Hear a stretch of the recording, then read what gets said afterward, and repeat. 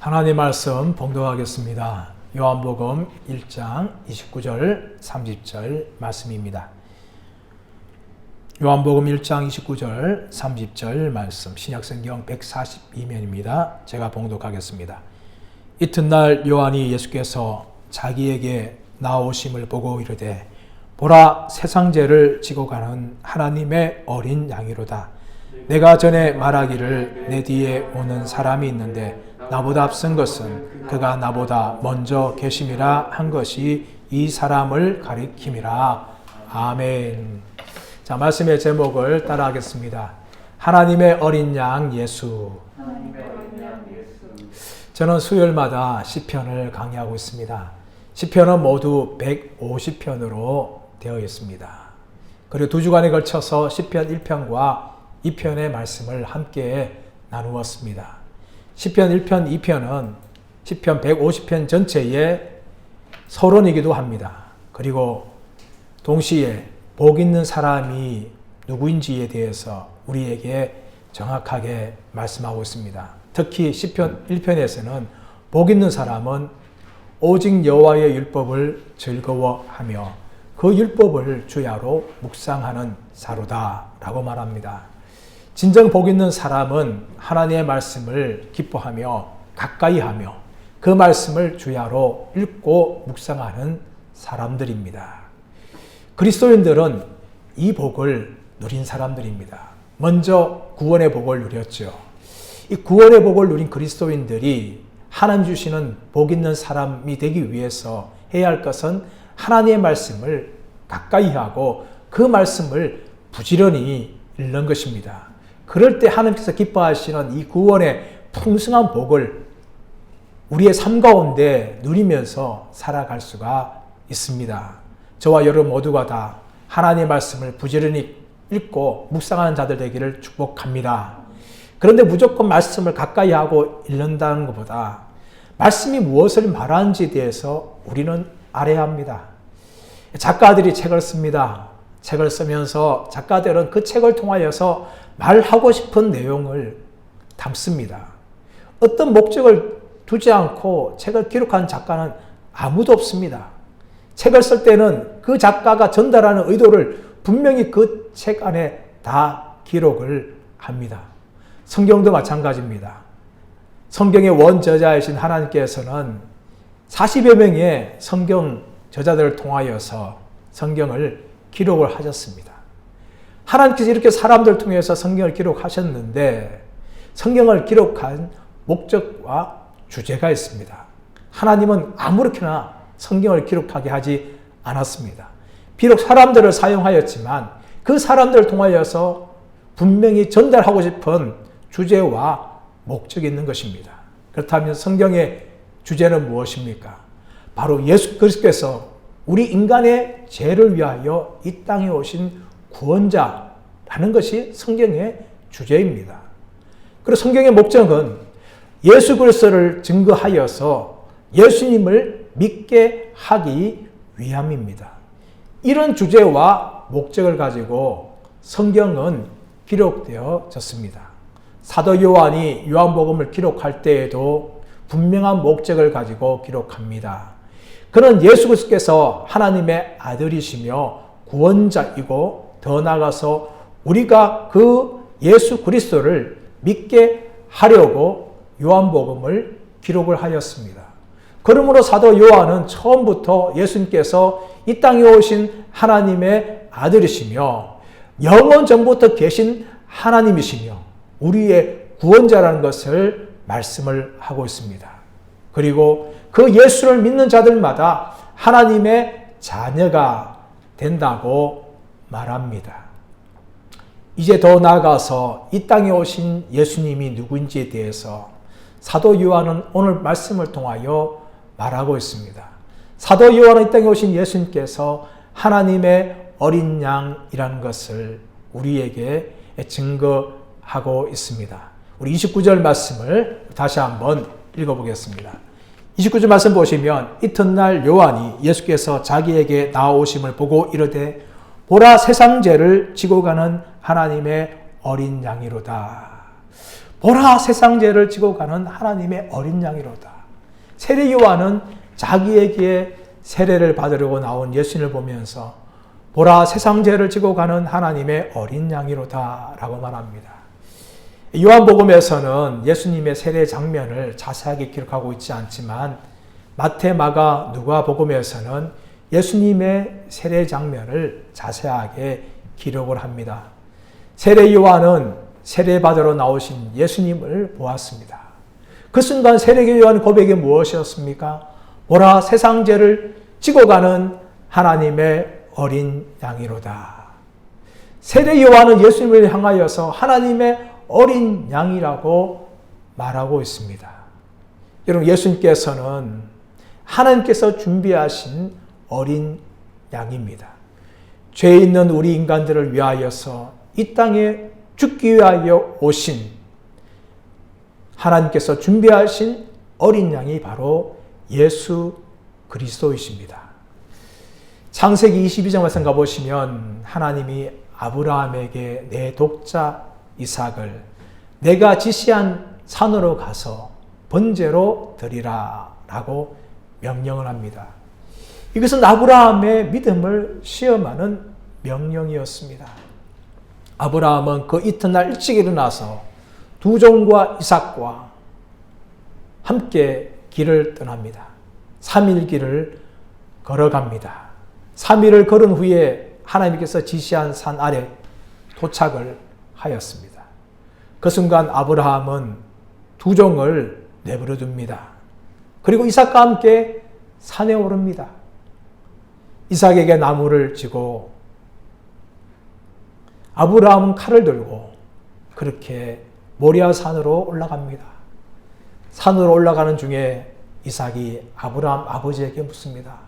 아버지여, 아버지여, 번제 쓸 칼과 불은 우리에게, 나무는 우리에게 있는데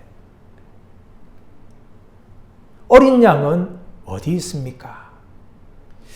그 말에 아브라함이 말합니다. 아들아, 아들아, 번제 쓸 어린 양은 하나님께서 친히 준비하시리라. 하나님께서 자기를 위하여 친히 준비하시리라. 그렇게 아브라함이 말을 합니다. 그리고 정상에 도착을 하였습니다. 제단 위에 이삭을 묻고 그 이삭을 제단 위에 올려놓았습니다. 그리고 자신이 준비한 칼을 들고 이삭을 죽이려고 칼을 내질렀습니다. 그 순간 하늘에서 소리가 들립니다. 아브라함아, 아브라함아, 그에게 아무 일도 하지 말아라. 그에게 조금도 손을 대지 말아라. 하나님의 사자가 큰 소리로 말합니다. 아브라함은 자신의 칼을 내려놓았습니다. 그리고 그 순간 돌아보니까 숯불에 걸린 양을 발견합니다. 천사가 말합니다. 아브라함아, 아브라함아, 네가 네 독자까지도 아끼지 아니하였은즉 이제 네가 정말 하나님을 경외하는 줄을 알았노라. 이 천사는 아브라함의 믿음에 대해서 합격이란 점수를 줍니다.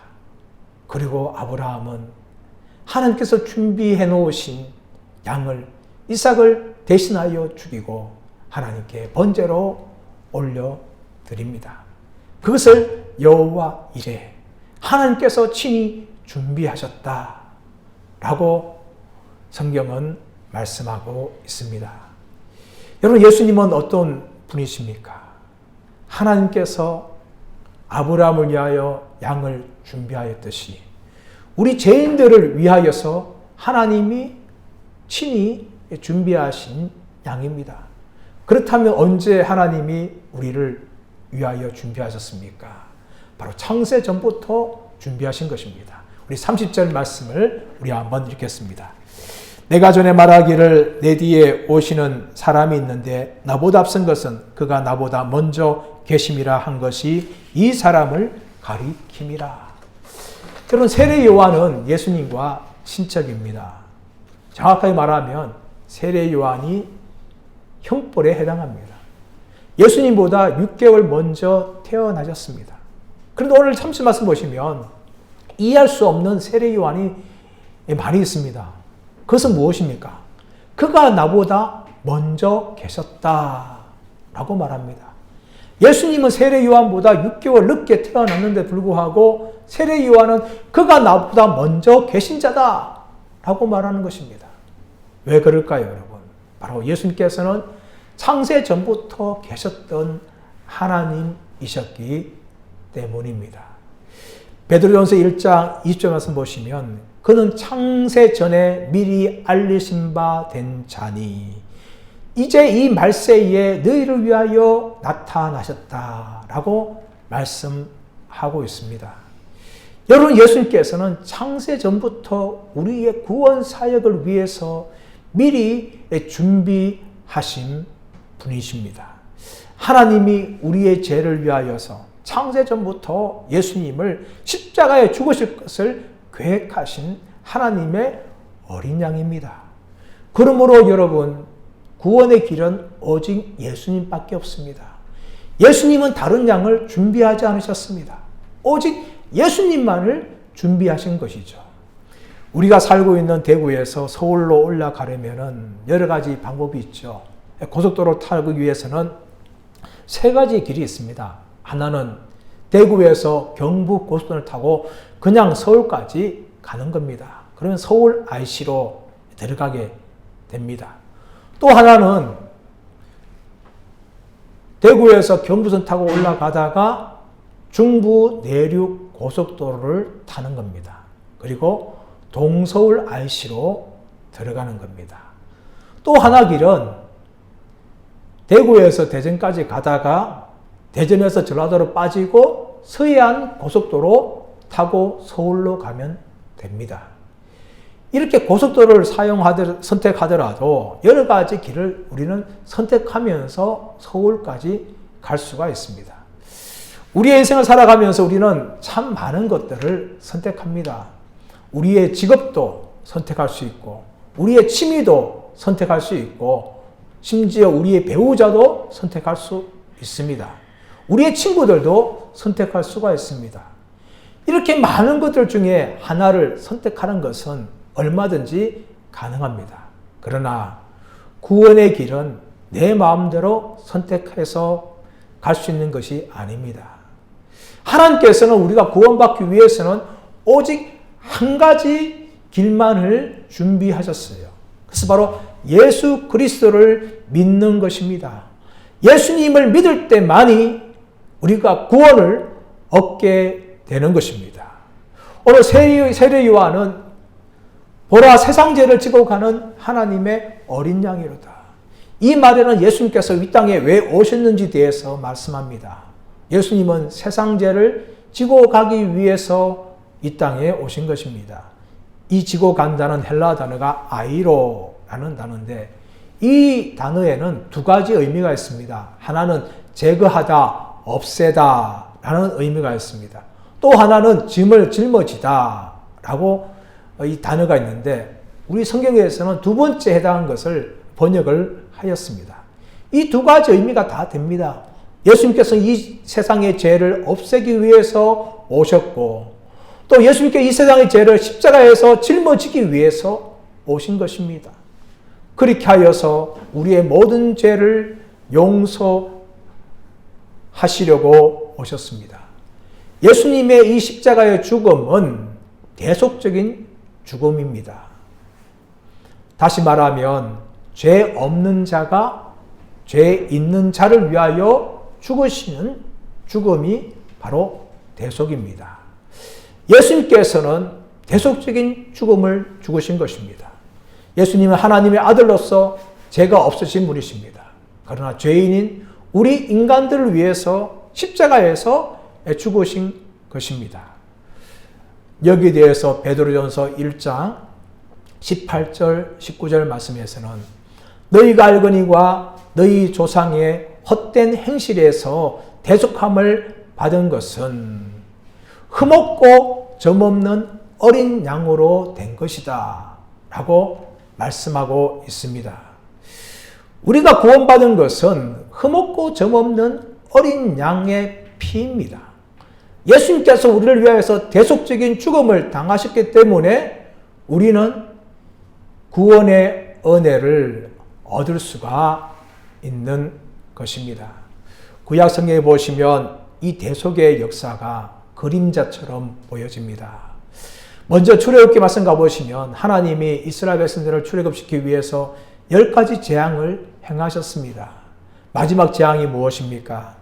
하나님께서 애굽을 지나가실 때에 바로의 장자로부터 모든 사람의 장자와 모든 짐승 가축의 첫째 난 것까지 다 죽음을 당해야 했습니다. 그러나 이스라엘 백성들에게는 구원의 방법을 가르쳐 주셨어요. 그것이 무엇입니까? 어린 양의 피를 발라서 문설주 좌우 기둥과 임방에 바르는 것입니다. 하나님께서 심판하시려고 애굽을 지나가실 때에 어린 양의 피를 보시고 그 집을 넘어가십니다. 그래서 이스라엘 백성들은 어린 양의 피를 발라서 한 명도 죽지 않았습니다.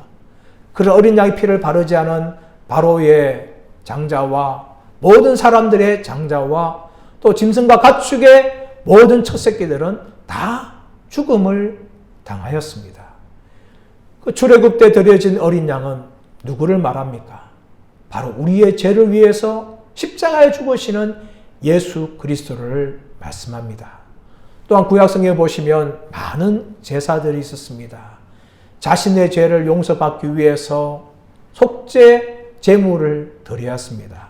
그 대표적인 짐승이 바로 어린 양입니다. 이스라엘 백성들의 전체의 죄를 위해서 대속죄일 때 어린 양을 잡아서 제물로 드려야 했습니다. 또한 매일매일 제사로 하나님 앞에 제물을 드려야 했었습니다. 이런 모든 제사들은 반복된 제사였습니다. 죄를 지을 때마다 또 1년마다 또 매일마다 하나님 앞에 제물로 짐승을 잡아 죽여야 했었습니다. 이 모든 제사는 영원한 제사가 아닙니다. 임시적인 제사에 불과합니다. 히브리서 10장 11절 말씀에서 무엇을 말합니까? 제사장마다 서서 섬기며 또 매일 제사를 드리지만 그것은 영원한 제사가 아니라는 것을 말씀합니다. 12절에서는 오직 그리스도께서는 죄를 위하여 한 영원한 제사를 드렸다라고 말합니다. 구약의 제사장들이나 죄를 지은 사람들은 계속해서 반복해서 제사를 드려야 했었습니다. 그러나 그것은 죄를 지을 때마다 매일마다 반복해야 되는 그런 제사였습니다. 그러나 예수 그리스도의 십자가의 죽음은 단 한 번의 죽음이고 또 그 죽음은 영원한 죽음이었습니다. 그 죽음을 인하여서 예수님께서는 세상의 모든 죄를 지었던 것입니다. 여기 나오는 죄는 복수가 아니라 단수입니다. 다시 말하면 우리 개인 각자의 죄들을 말하는 것이 아니라 온 세상의 죄를 통칭하는 것입니다. 예수님께서는 하나님의 아들이셨기 때문에 온 세상의 죄를 위하여 죽을 수 있으십니다. 아무리 사람이 어렵게 산다 할지라도 그 한 사람은 죄인인 한 사람만을 위하여 죽을 수밖에 없습니다. 그러나 예수님께서는 하나님의 아들이셨기 때문에 온 세상의 죄를 위하여서 십자가에 죽으실 수 있습니다. 그러므로 모든 사람들이 용서를 받는 겁니다. 우리 개인의 죄도 마찬가지입니다. 우리는 매일매일 죄를 지으면서 살아갑니다. 어제도 죄를 지었고 오늘도 죄를 지었고 내일도 어쩌면 우리의 평생에 죄를 지으며 살아갈 겁니다. 과거에 지은 죄에 대해서는 죄책감을 가집니다. 또한 현재의 죄 때문에 우리는 영적으로 무기력합니다. 또 미래의 죄에 대한 두려움을 가지고 있었어요. 이것이 우리 인간의 모습입니다. 과거에 대해서는 죄책감, 현재에 대해서는 무기력함, 미래에 대해서는 두려움을 가진 우리 인간들인데 예수님의 보혈의 피는 우리의 과거의 죄와 우리의 현재의 죄와 우리의 미래의 모든 죄를 다 용서하고도 남을 만큼 충분한 보혈인 줄 믿습니다. 우리는 그 예수님의 보혈을 믿어야 합니다. 예수님의 피는 우리의 과거와 우리의 현재와 우리의 미래의 모든 죄를 덮여주시는 능력의 보혈입니다. 그러므로 예수님을 믿는 사람들은 다 용서를 받게 되어집니다. 저와 여러분 모두가 다 예수님의 보혈로 말미암아 제 용서를 받으시는 은혜가 있으시기를 예수의 이름으로 축복합니다. 그러므로 예수님께서는 세상 죄를 지고 가기 위해서 이 땅에 오신 하나님의 어린 양이라는 것을 사도 요한은 말합니다. 근데 여러분, 우리는 하나님의 어린 양신 예수님을 생각할 때마다 어린 양의 이미지를 생각하면 왠지 나약하고 왠지 온순한 양이라고 생각합니다. 그러나 성경은 어린 양에 대해서 단지 그렇게만 표현하고 있지 않습니다. 오늘 요한복음을 기록한 이 사도 요한도 무엇을 기록합니까? 이 예수님을 통하여서 우리의 모든 죄가 용서받는 그 어마어마한 능력의 보혈이라는 것을 우리에게 말합니다. 그리고 우리의 모든 죄는 다 용서를 받습니다. 그러므로 우리가 고백해야 될 찬송이 무엇입니까? 바로 찬송가 260장입니다. 1절 이렇게 되어 있죠. 우리를 죄에서 구하시려 주 예수 십자가 지셨으니 기쁘게 부르세 할렐루야 나 구원 얻었네. 찬송하세 찬송하세 주님 나를 구하셨네. 찬송하세 찬송하세 주가 구원하셨네. 이렇게만 하면은 조금 전달이 약하죠. 제가 한번 불러보겠습니다. 우리를 죄에서 구하시려 주 예수 십자가 지셨으니 기쁘게 부르세 할렐루야 나 구원 얻었네. 찬송하세 찬송하세 주님 나를 구하셨네. 찬송하세 찬송하세 주가 구원하셨네. 우리의 과거의 죄와 우리의 현재의 죄와 우리의 미래의 모든 죄가 용서받은 확신을 가지고 있는 사람들은 바로 이 찬송 주가 나를 구원하셨네 주가 나를 구원하셨네 이 찬송을 우리는 불러야 합니다. 그러나 여러분 1절에만 우리만 머물러 있으면 안 됩니다. 우리는 2절로 나가야 됩니다. 2절 어떻게 되어 있습니까? 우리를 주께서 구했으니 이전에 행하던 악한 일과 추하고 더러운 모든 죄를 온전히 버렸네. 여러분 우리가 예수님의 보혈로 말미암아 제 용서를 받았다면 우리는 어떻게 됩니까? 이전에 행하던 악한 일과 추하고 더러운 모든 죄를 버리는 삶을 살아가야 되는 것입니다. 여러분 죄는 무엇입니까? 죄는 하나님의 심판 대상이며 하나님의 원수입니다. 다시 말하면 하나님과 원수라면 우리와도 원수가 되는 거예요. 그런데 그 원수와 친구처럼 벗삼아 산다면 그것이 어떻게 구원받은 자의 삶이라고 말할 수가 있겠습니까?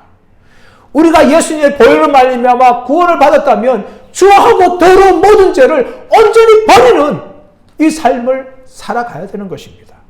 오늘도 살아가고 내일도 살아가고 우리는 그렇게 죄와 싸우면서 피 흘리게 까면서 싸워가야 되는 거예요. 그렇게 우리가 살아갈 때에 우리는 사전의 찬송을 부를 수가 있는 것입니다. 우리가 이 세상 떠날 때에 예수의 손목을 굳게 가지고 영원히 즐거운 천국에서 주와 함께 살겠네.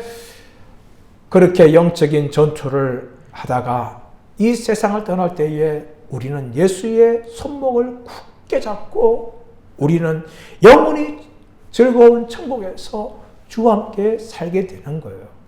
이 세상에서 죄와 법 삼고 죄와 친구 삼으면서 즐겁게 살아가다가는 우리가 이 세상 떠날 때에 예수의 손목 잡기가 얼마나 부끄럽겠습니까?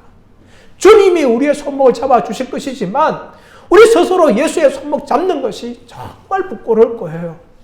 이 땅에서 정말 죄와 싸우고 죄를 원수처럼 여기면서 죄를 온전히 버리는 사람들이 이 세상 떠날 때에 예수의 손목을 굳게 잡고 영원히 천국에서 주와 함께 살겠네. 이 찬양을 부르면서 우리의 마지막을 할 수가 있는 것입니다. 여러분 성경에 보시면 롯의 아내 이야기가 나옵니다. 하나님이 소돔과 고모라를 심판하실 때에 롯의 아내는 미련이 있었습니다. 뒤를 돌아보지 말라는 하나님의 경고가 있었지만 그래도 불구하고 롯의 아내는 뒤를 돌아보고 맙니다. 그 결과 어떻게 되었습니까? 소금 기둥이 되고 말았습니다. 그러므로 누가복음에서는 롯의 철을 기억하라 라고 경고하는 겁니다. 우리가 예수의 보혈로 구원받았다면 더 이상 주하고 더러운 죄를 친구 삼아서 살아가는 것이 아니라 예수를 친구 삼아서 이 땅에서 믿음의 삶을 살아가고 죄와 싸우는 삶을 살아가야 될 줄 믿습니다. 그렇게 할 때에 우리가 어린 양의 보혈의 능력을 가지고 죄와 싸우며 이기며 우리의 마지막을 맞을 때에 예수의 손목을 굳게 잡고 영원히 천국에서 주와 함께 살겠네. 이 찬양을 부를 수 있을 줄 믿습니다. 사랑하는 여러분, 예수님의 보혈은 능력이 있습니다. 그 보혈을 의지하시기를 축복합니다. 그럴 때 여러분 우리는 얼마든지 이기는 삶을 살아갈 수가 있게 되는 것입니다. 사랑하는 여러분, 예수님을 믿습니까? 예수님의 보혈의 능력을 믿습니까? 예수님의 보혈의 능력이 우리에게 이김을 주는 줄 믿습니까? 그 보혈의 능력을 의지하고 우리는 죄와 발마다 싸우며 나가야 합니다. 그렇다면 왜 우리가 어린 양의 보혈을 가지고 죄와 싸우며 나가야 합니까? 그래서 바로 어린 양 예수 그리스도께서는 십자가에서 죽으셨을 뿐만 아니라 부활하시고 승천하셔서 하나님 우편에 앉아 계시기 때문입니다. 히브리서 10장 12절 13절 말씀에서는 오직 그리스도는 죄를 위하여 영원한 제사를 드리시고 하나님 우편에 앉으사 자기 원수들을 자기 발등상 되게 할 때까지 기다리시나니 라고 말씀하고 있습니다. 예수님께서는 십자가에서 부활하시고 승천하셔서 하나님 우편에 앉아 계시면서 자기 원수들이 자기 발등상 될 때까지 기다리고 계십니다. 자기 발등상 된다는 것은 승리를 말하는 것입니다.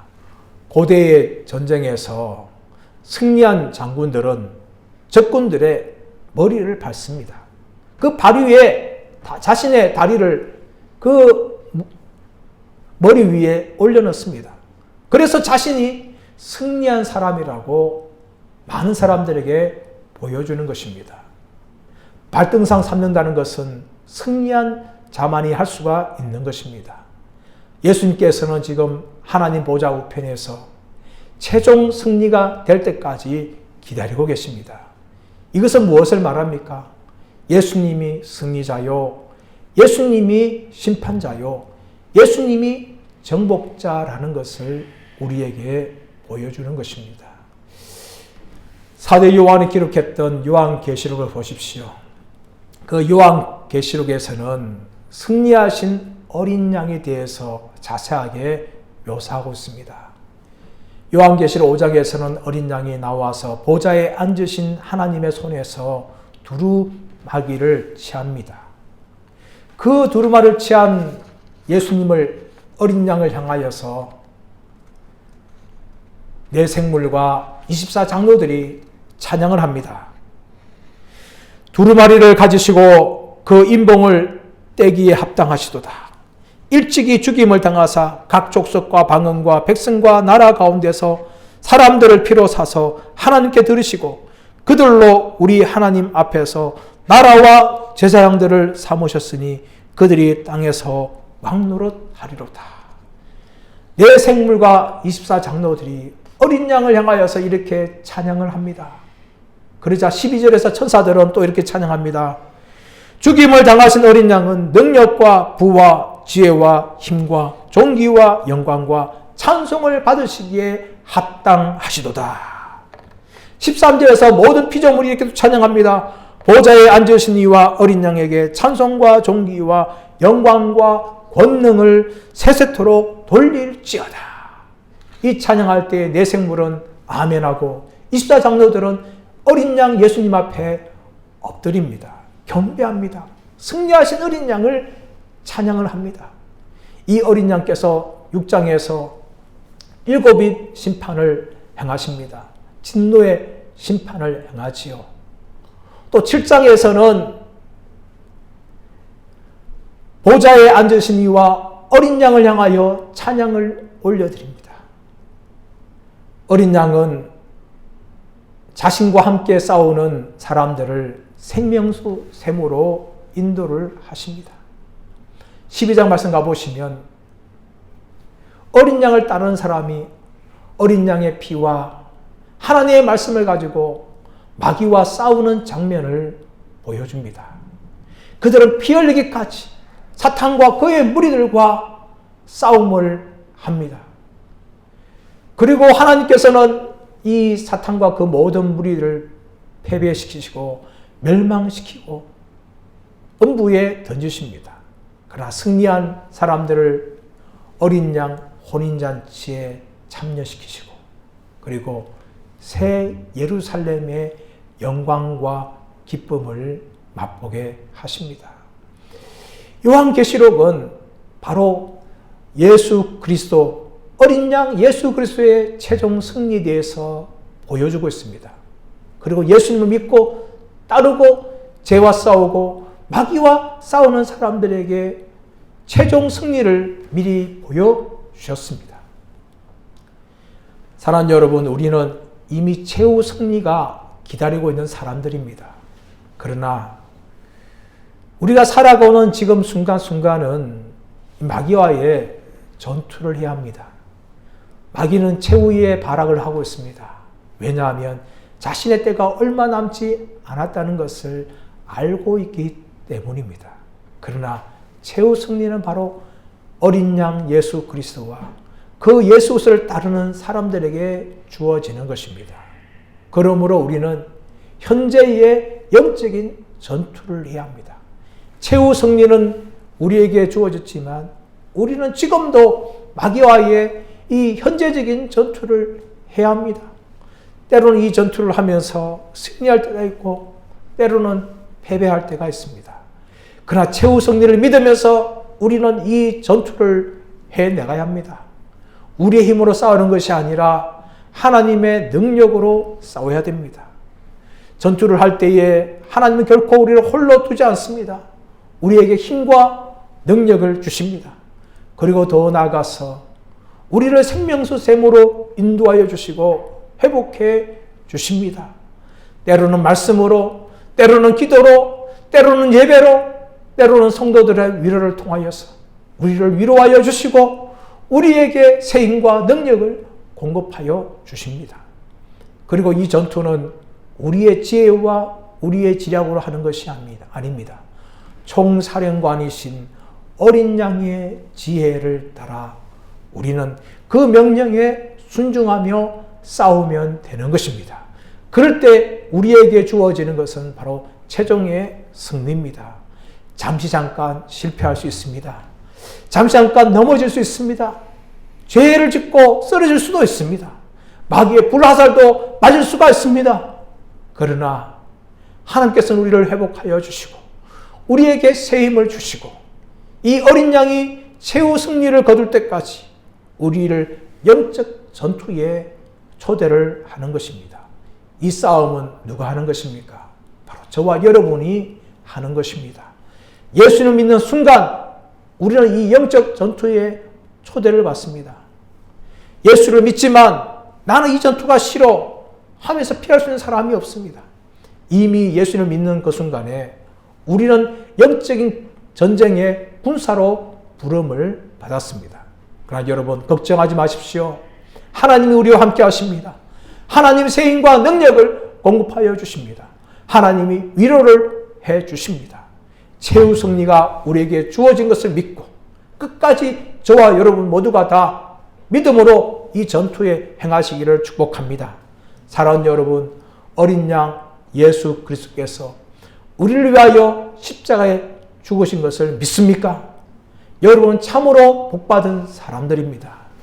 그리고 그 복받은 사람으로서 우리에게 주어진 이 영적인 전투에 결코 물러서지 않고 앞으로 전진해 나아가면서 최후 승리를 믿고 확신하며 싸우시는 저와 여러분들 되시기를 예수님의 이름으로 축원합니다. 우리 하심